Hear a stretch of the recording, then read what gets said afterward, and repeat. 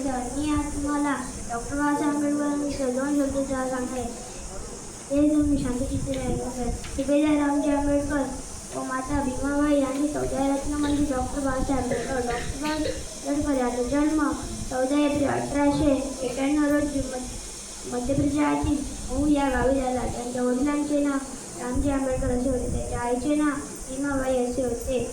इंदिरा जेव्हा शाळेत लागले तेव्हा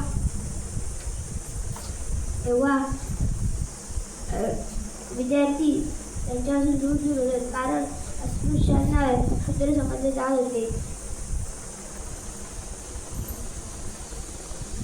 त्यांचा विरोध रमाबाई यांनी झाला. त्यांनी 2 वर्षे 11 महिने 18 दिवस मेहनत म्हणून राज्यघटना तयार केली. संपूर्ण संविधान तयार झाल्यानंतर 26 नोव्हेंबर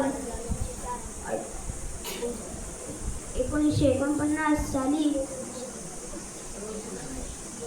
रोजी